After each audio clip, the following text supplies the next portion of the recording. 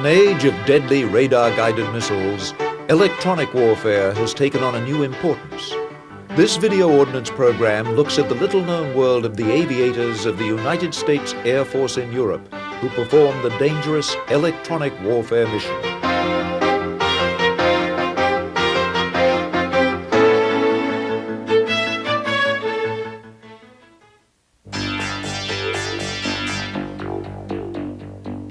In modern air combat, radar is the principal means to detect and track opposing aircraft. Ground-based radars find aircraft, then vector fighters against them to intercept and shoot them down. Even if the aircraft pass through the barrier of fighters, they encounter a defensive wall of radar-directed guns and radar-guided missiles. For ground attack aircraft to survive in this deadly arena, enemy radars must be suppressed. This is the job of electronic warfare. Electronic warfare aims to blind the enemy by jamming or destroying their radars. Without radar, the enemy will not know where attacking aircraft are located and will not be able to shoot them down with radar-directed missiles or gunfire. The United States Air Force began using airborne electronic warfare in World War II. Aircraft used to hunt for radar were called ferrets. During the Vietnam War, the growing threat posed by radar led to the formation of the first wild weasel units, so named because of their link to the earlier Ferret aircraft. It was the wild weasel versions of the F-105 that bore the brunt of the anti-radar missions over Vietnam. Unlike the Ferrets, the wild weasels not only located enemy radars, but attacked them with guns and missiles.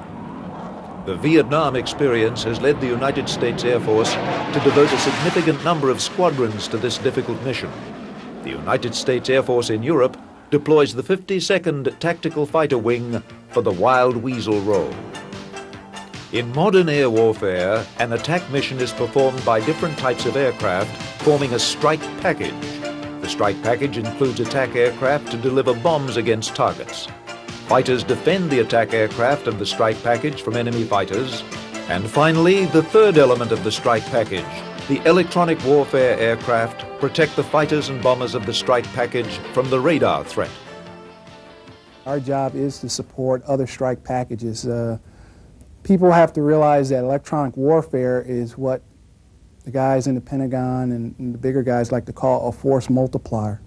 If we were to send a package by itself into a specific target area without electronic warfare support from Wild Weasels, EF-111s, or Compass Call, their rate of destruction or their rate of being engaged by the enemy is astronomical, versus when we're on station doing our job, taking out the enemy's eyes, it being extremely low.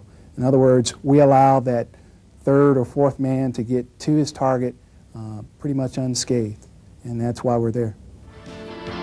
Electronic warfare tactics are based on a triad of aircraft. The Wild Weasels attack and destroy radars, the EF-111 Ravens jam the radars electronically, and the EC-130 Compass Call jams the enemy communication nets that connect the radars to the enemy missile batteries. Its importance, of course, can't be understated. Without us, there'll be unacceptable losses on the part of other ground attack aircraft or penetrating interdiction-type aircraft. The assignment of the Wild Weasel pilots is one of the most dangerous in the field of tactical air power. The Wild Weasel motto, "First in, last out," tells the story. The Wild Weasels will be the first element of the strike package to enter enemy airspace, paving the way for the attack force. And they will be the last to leave, acting as a defensive electronic rear guard.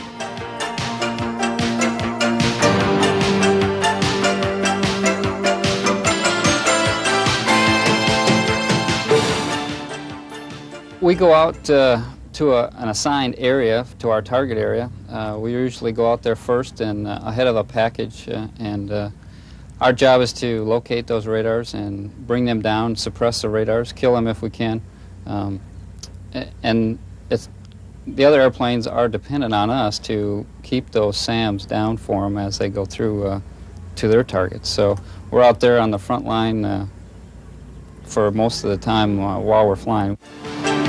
The success of the Wild Weasels in Vietnam convinced the Air Force to include this novel mission as part of its normal peacetime force structure. In fact, the United States Air Force in Europe is the only one in NATO with dedicated anti-radar units.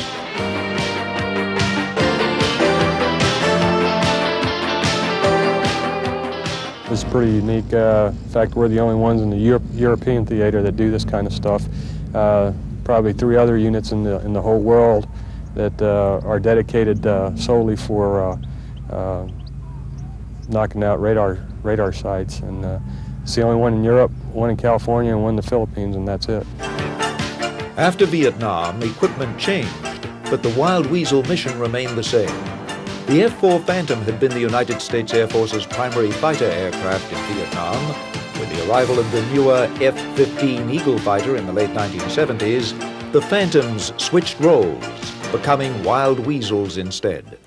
The aircraft is getting old, but with a proper crew, a good front seater and good back seater, I think it's still a very viable aircraft, and I wouldn't be afraid to take on anybody with it. The Phantom is well suited to the electronic warfare role. It is a large aircraft capable of carrying the many electronic sensors needed to detect enemy radar emissions. Equally important, it has a second crewman who can monitor the many sensors as the pilot flies the aircraft. This second crewman is called the EWO, which stands for Electronic Warfare Officer.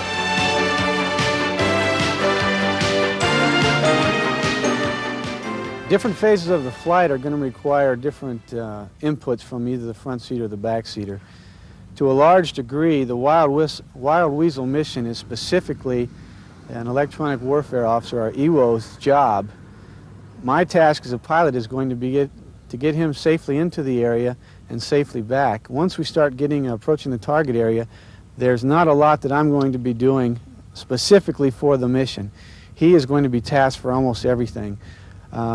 When I get out into the area, I'll be responsible for terrain avoidance, because we are going to be very low. We will be dodging trees, telephone poles. We will need to get behind hills to hide from other radar emitters. So I'll be responsible for doing a lot of that. In addition, I'll be responsible for searching for any air-to-air threats that may be trying to sneak up on us, and I'll be looking around in all directions trying to find that. I'll also be looking for any air-to-ground threats, anybody on the ground that may be shooting at us, or any missiles. His job in the back is compounded by the fact that he has no forward visibility, and that's because it's taken up by all the unique equipment that we have. He's going to be operating the radar while he's out there searching for air threats. He's going to be operating all our navigation systems while we're out in the area, and in addition, he's going to be operating all the Wild Weasel specific ordnance that we have, the avionics. And at any given time, for a junior guy, working just on radar, just on navigation, is a full-time mission. So you start putting somebody in the back seat of a Wild Weasel, and you've got to have somebody that really knows what's going on if you expect to survive as an air crew.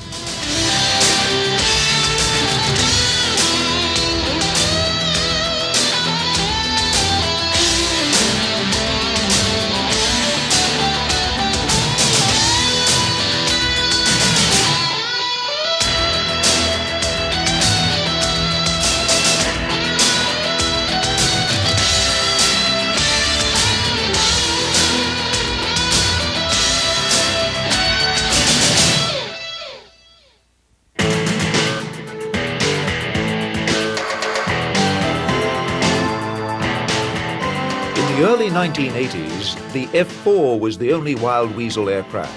A pair of F-4s would work as a hunter-killer team.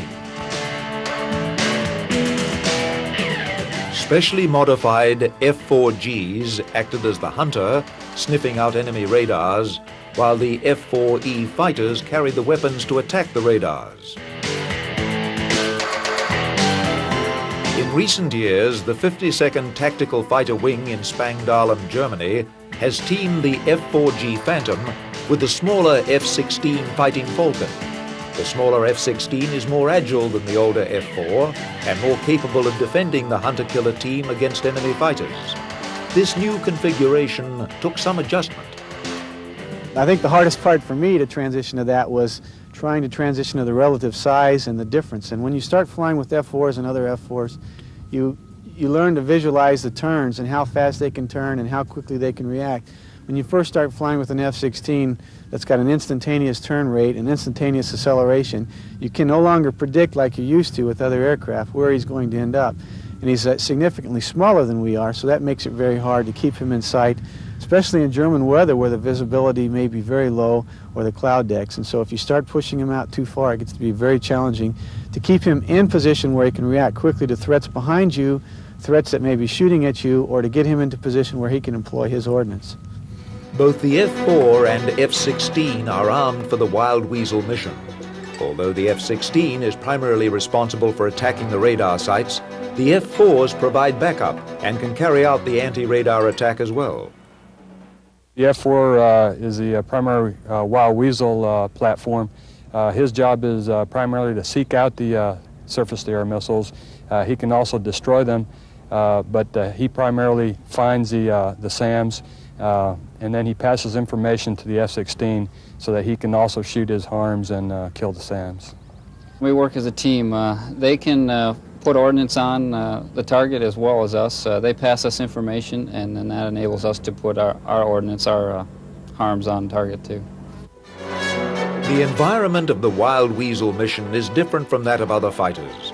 The Wild Weasel team often operates at very low altitudes, using terrain features such as hills to mask their aircraft from enemy radars.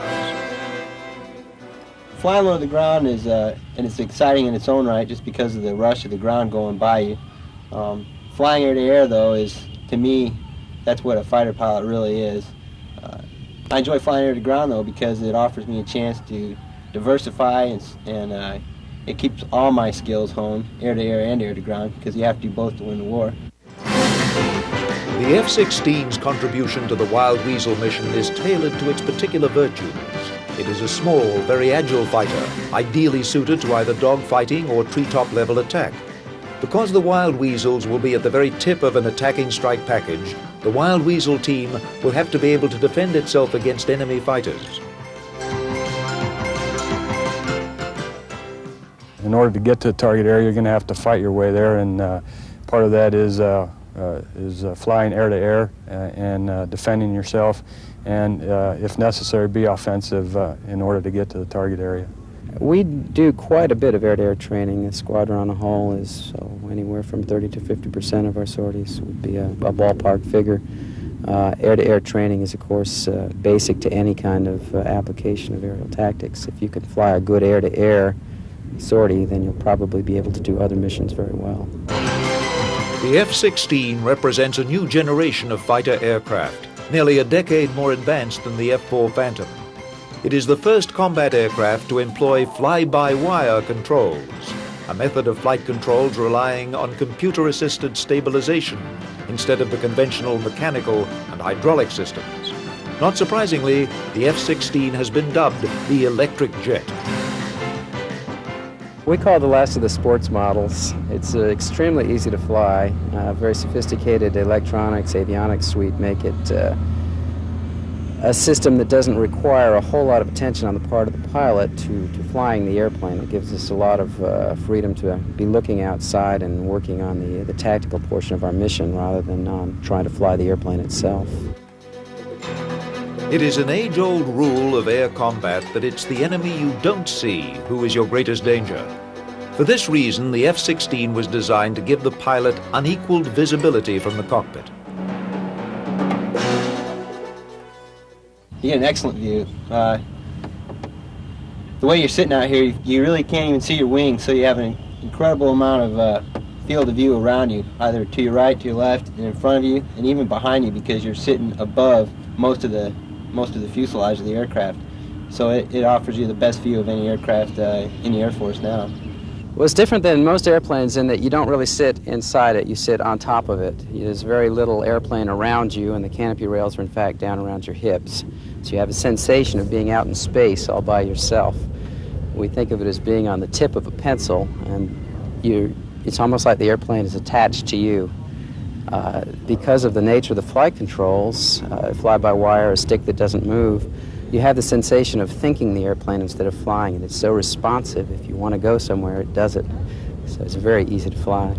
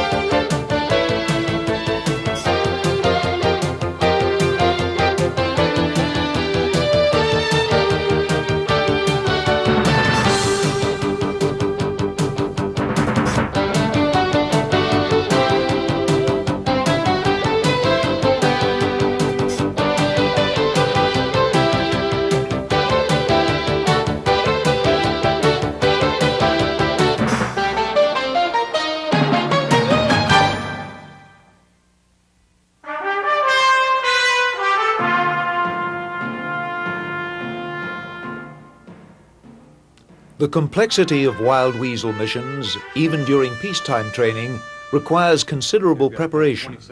Each mission begins with a pre-flight briefing.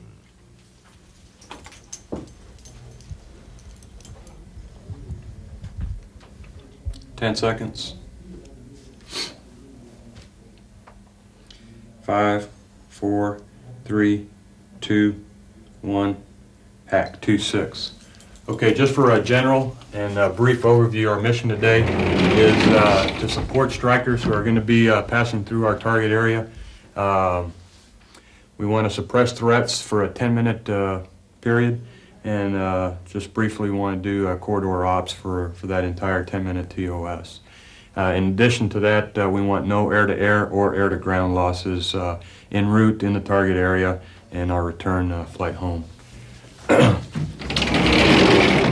For our overview, start, taxi, takeoff will be squadron standard, start on time, and the first call you should hear from me is on red 1 minute prior to taxi.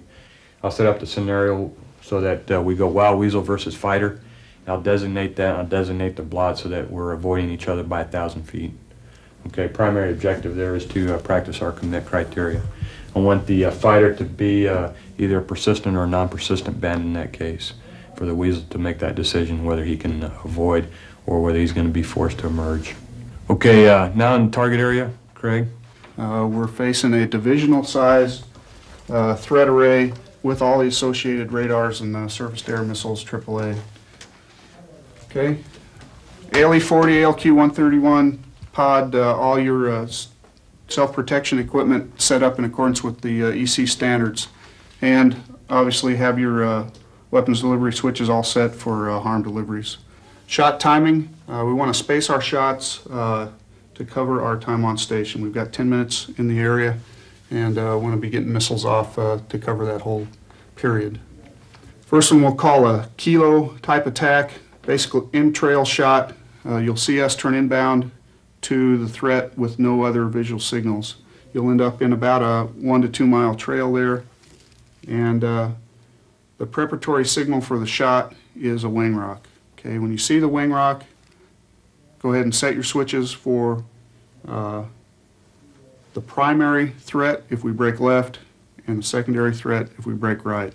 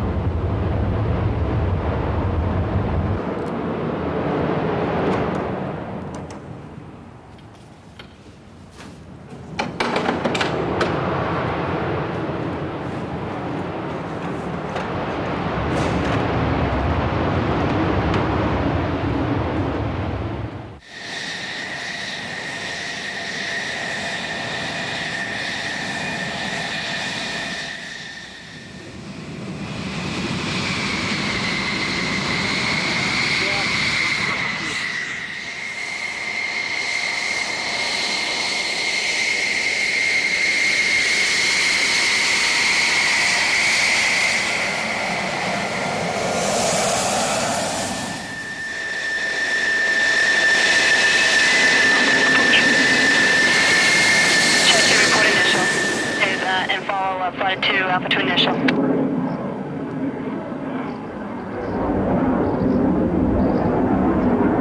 Understand, Flight 2.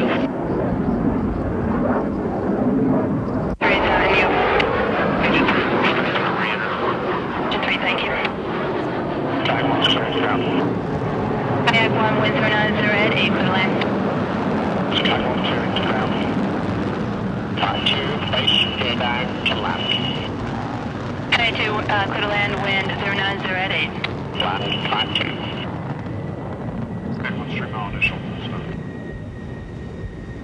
Tag 1, break departure, ready for departures. Tag 1, go.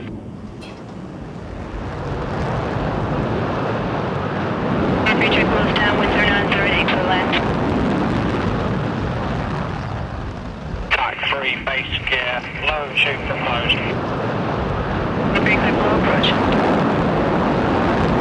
Check to this end, well initial, recap present position, re-enter for correctors.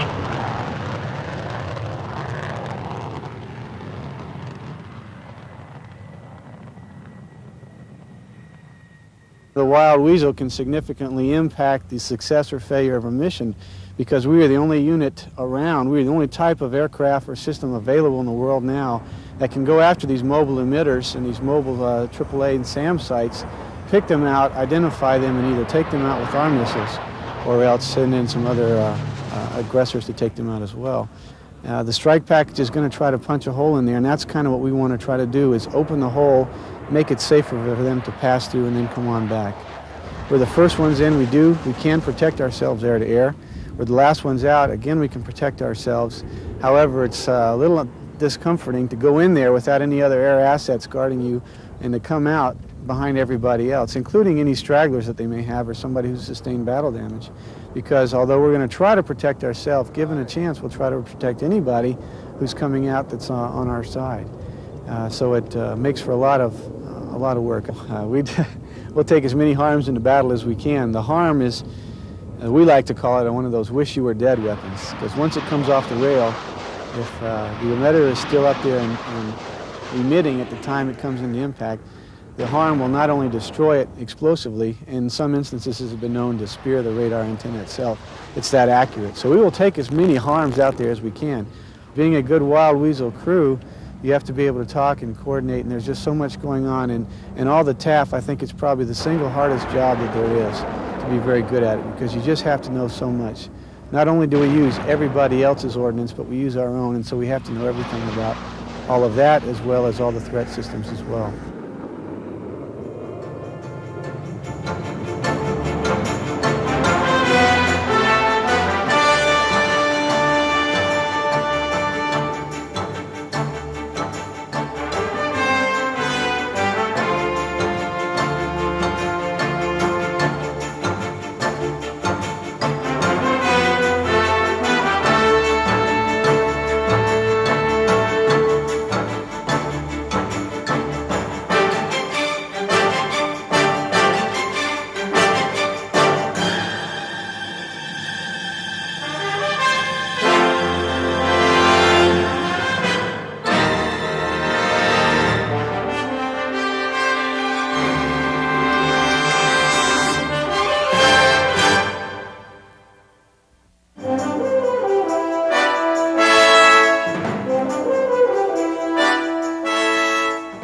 There is more than one way to deal with enemy radars. Wild weasels destroy enemy radars one at a time. It is often critical to blind large numbers of enemy radars, even if only temporarily. Electronic jamming aircraft emit powerful bursts of energy that flood the antennas of enemy radars, making it impossible for them to distinguish targets. In the United States Air Force, this is the job of the EF-111 Ravens.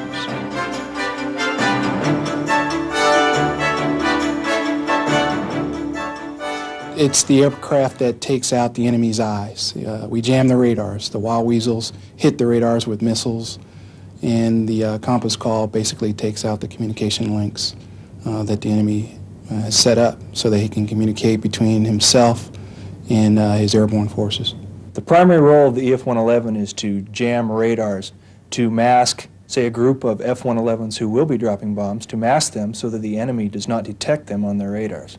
We will go out and orbit off in an area where the strikers are going to go in and drop their bombs. And at whatever the frequencies of those specific radars are, we will jam just some random frequencies, a noise, and hopefully by doing this, the scopes of the enemy radars will become so cluttered up that they won't be able to pick out where the strikers are. The EF-111 Raven was developed on the basis of the F-111 strike aircraft. Instead of carrying bombs and missiles, its interior has been packed with a sophisticated array of electronic jamming equipment. As in the case of the F-4 Wild Weasel, the EF-111 has a crew of 2 to accomplish its mission. First of all, you have the pilot. He's basically in charge of flying the jet, making sure we get there on time, safely, and has all the controls over on his side. My primary job on the right side is to make sure that he keeps us safe, that he gets us there on time. I make sure that he is doing his job. I also have the role of taking care of the electronics equipment. I run all the jamming equipment, making sure that the jamming is working the way it's supposed to. Wild weasels operate at low altitudes to hide from enemy radar. Ravens operate at higher altitudes so their jamming systems will cover a wide area below them.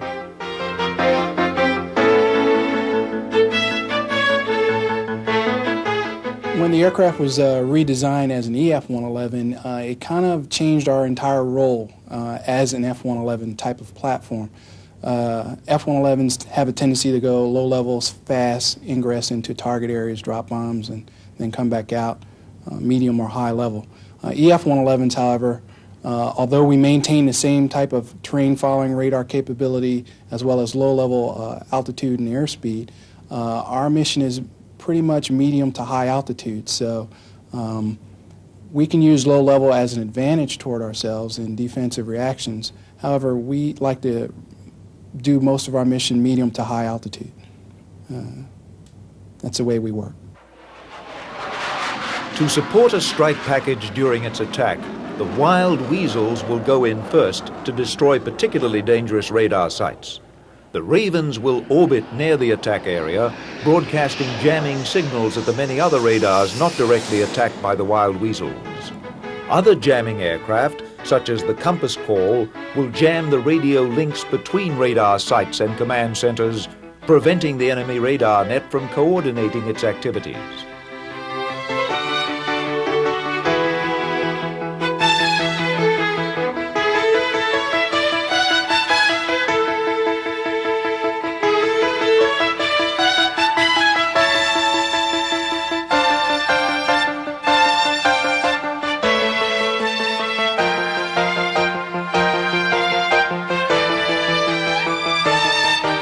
The mission of electronic warfare pilots may not seem as glamorous as that of fighter pilots.